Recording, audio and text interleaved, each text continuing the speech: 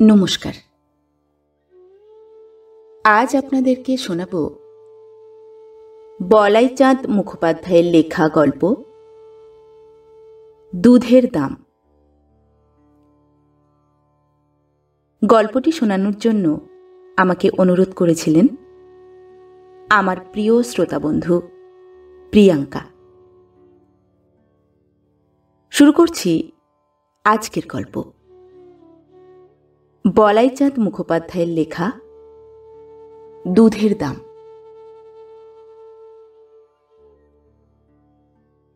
Train আসিয়াছিল। কয়েকটি সুবেশা সুতন্নী সুরূপা যুবতী স্টেশনে আসিয়াছিলেন।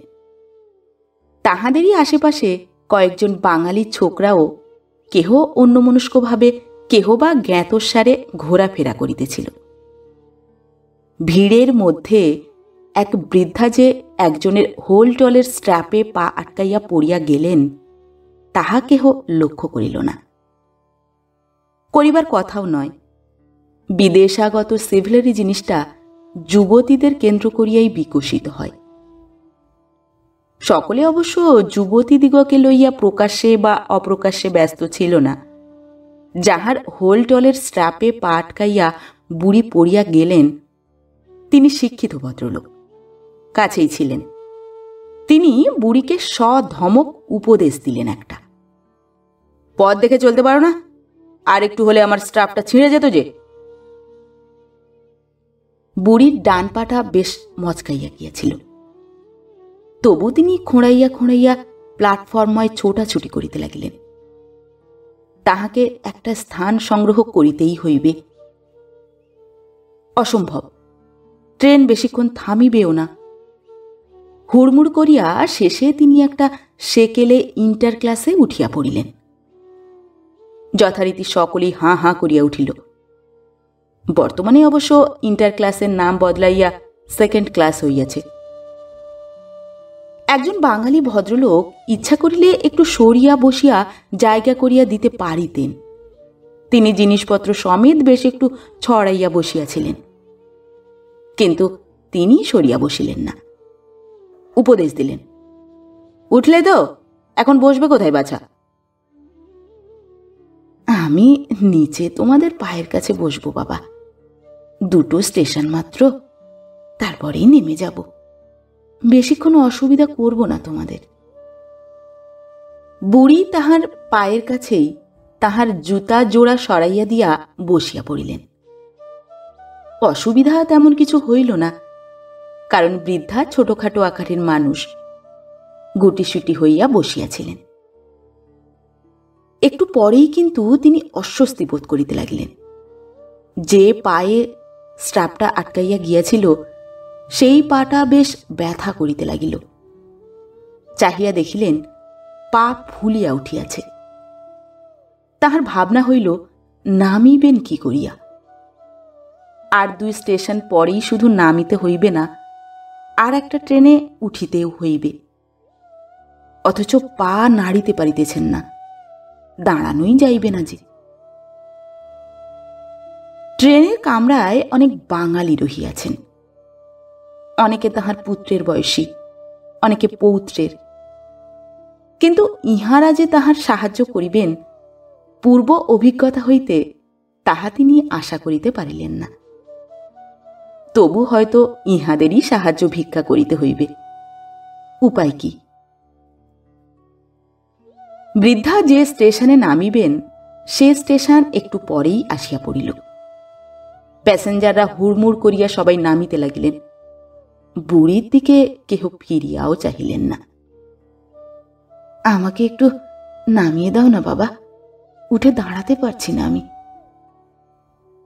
বুড়ির এই করুণ অনুরোধ সকলেরই কর্ণকুহরে প্রবেশ করিল, কিন্তু অধিকাংশই ভান করিলেন যেন কিছুই শুনিতে পান নাই। একজন বলিলেন, ভিখিরির আসপর্দা দেখেছেন? যাচ্ছে তো উইদাউট টিকিটে, তার উপর আবার। তিনি বৃদ্ধাকে ভিখারিনীই মনে করিয়াছিলেন। বৃদ্ধা কিন্তু ভিখারিনী নন, তাহার টিকিটও ছিল, সেকেন্ড ক্লাসেরই টিকিট ছিল। আর একজন বিজ্ঞ মন্তব্য করিলেন, এই সব হেল্পলেস বুড়িকে রাস্তায় একা ছেড়ে দিয়েছে, এর স্বামী ছেলে নেই নাকি? আশ্চর্য কাণ্ড।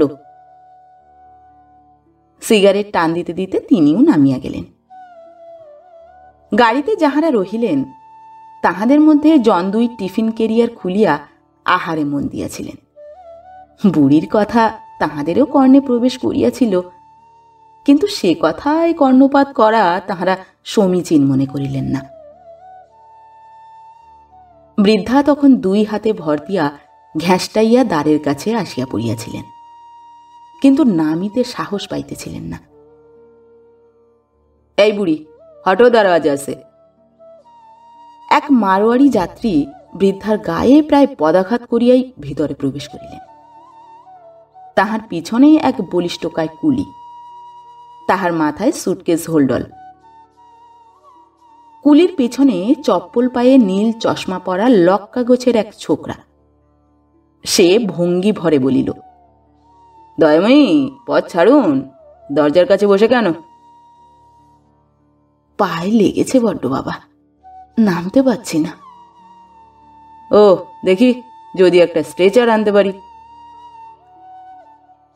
ছোকরা ভিড়ে অন্তর্ধান করিল, আর ফিরিল না।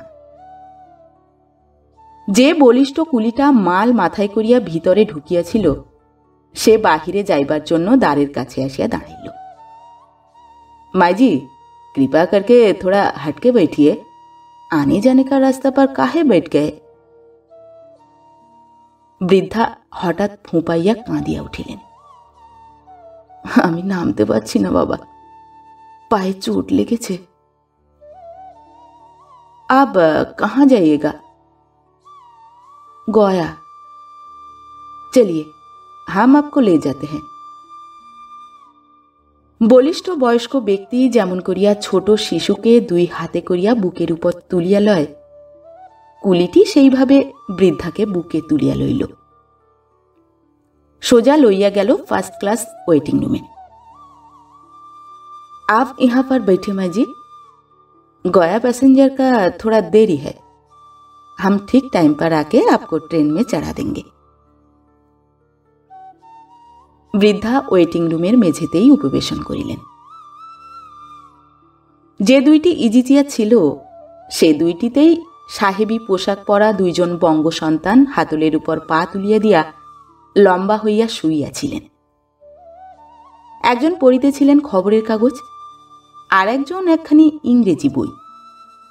বইটির মলাটের উপর অর্ধনগ্না হাস্যমুখী যে নারী মূর্তিটি ছিল, বৃদ্ধার মনে হইল সেটি যেন তাহার দিকে চাহিয়া ব্যঙ্গের হাসি হাসিতেছে। সম্ভবত আলোচনাটা আগেই হইতেছিল, পুনরায় আরম্ভ হইল। সিভিলেরই আমাদের দেশেও ছিল, নার্যাস্তু যত্র পূজ্যন্তে রমন্তের তত্র দেবতা, এ কথা আমাদের মনতেই লেখা আছে মশাই। যিনি নারী মূর্তি সম্বলিত ইংরেজি মাসিক পড়িতেছিলেন তিনি সম্ভবত এ খবর জানিতেন না। উঠিয়া বসিলেন। বলেন কি, এ কথা জানলে বেটাকে ছাড়তুম নাকি? মনুর যুগেও যে আমাদের দেশে সিভিলারি ছিল, আমরা যে বর্বর ছিলুম না, এ কথা ভালো করেই বুঝিয়ে দিতুম বাছাধনকে। বৃদ্ধা অনুভব করিলেন ইতিপূর্বে কোনো সাহেবের সঙ্গে বোধহয় লোকটির তর্ক হইয়াছিল। শ্বেতবর্ণ সাহেব সম্ভবত এই সাহেবী পোশাক পরা কৃষ্ণচর্ম বঙ্গসুন্দরকে বর্বর বলিয়া ব্যঙ্গ করিয়াছিলেন। বৃদ্ধা মনে মনে বলিলেন, তোমরা বর্বরই বাছা, তোমাদের সিভিলারি অবশ্য আছে, কিন্তু তার প্রকাশ কেবল যুবতী মেয়েদের বেলা। বৃদ্ধার বাংলা, সংস্কৃত এবং ইংরেজিতে কিঞ্চিত দখল ছিল। সেকালের বেথুন স্কুলে পড়িয়াছিলেন। হঠাৎ দ্বিতীয় ভদ্রলোকটি বৃদ্ধাকে দেখিতে পাইলেন। আরে, এ আবার কোত্থেকে জুড়ল এসে এখানে? কোনো ভিকিরি টিকিরি বোধ হয়, প্রথম ভদ্রলোক আন্দাজ করিলেন। সত্যি ভিকিরিতে ভরে গেল দেশটা। স্বাধীনতার পর ভিকিরির সংখ্যা আরও বেড়েছে। সবাই এবার মুখ ফুটে চাইতেও পারে না। দেখা গেল ভদ্রলোকটি একটি পয়সা বাহির করিয়া বুড়ির দিকে ছুঁড়িয়া দিলেন। নির্বাক হইয়া বসিয়া রহিলেন বৃদ্ধা। পয়সাটা তুলে নাও, তোমাকেই দিলাম। বৃদ্ধা তবু কোনো কথা বলিলেন না। দাতা ভদ্রলোকের সন্দেহ হইল বোধহয় বুড়ি বাঙালি নয়।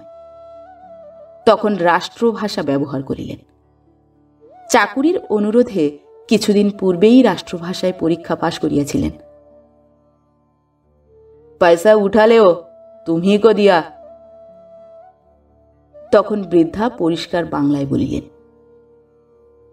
আমি ভিখিরি নই বাবা, আমি আপনাদেরই মতো একজন প্যাসেঞ্জার। এখানে কেন? এটা যে আপার ক্লাস ওয়েটিং রুম। আমার সেকেন্ড ক্লাসের টিকিট আছে বাবা। পর মুহূর্তেই সেই বলিষ্ঠ কুলিটি দ্বার প্রান্তে দেখা দিল। চলিয়ে মাইজি, গয়া প্যাসেঞ্জার আ গিয়া। তাহার বলিষ্ঠ বাহুর দ্বারা পুনরায় বৃদ্ধাকে শিশুর মতো বুকে তুলিয়া লইয়া বাহির হইয়া গেল। গয়া প্যাসেঞ্জারে একটু ভিড় ছিল, কিন্তু কুলিটি বলিষ্ঠ, শক্তির জয় সর্বত্র।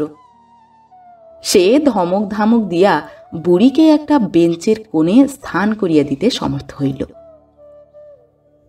বৃদ্ধা তাহাকে 2টি টাকা বাহির করিয়া দিলেন। এই প্রসঙ্গে কুলির সহিত হিন্দিতে যে কথাবার্তা হইল তাহার সারমর্ম এই, আমার মজুরি 8 আনা, 2 টাকা দিচ্ছেন কেন? তুমি আমার জন্য এত করলে বাবা, তাই বেশি দিলুম।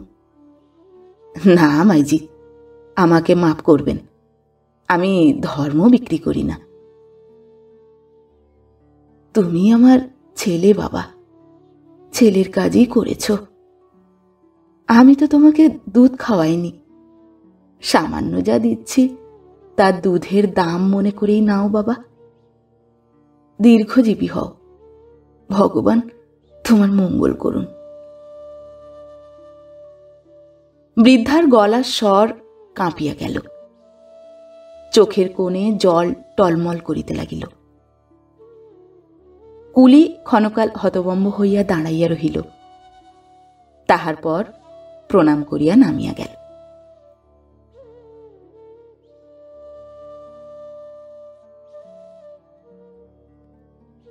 নমস্কার। পরবর্তী গল্প নিয়ে খুব শিগগির ফিরে আসছি। ততক্ষণ সবাই ভালো থাকবেন, সুস্থ থাকবেন। গল্প পাঠ ভালো লেগে থাকলে গল্পটিতে একটি লাইক করবেন এবং ভিন্ন ভিন্ন স্বাদের অডিও স্টোরি শোনার জন্য অবশ্যই চ্যানেলটি সাবস্ক্রাইব করবেন। ধন্যবাদ।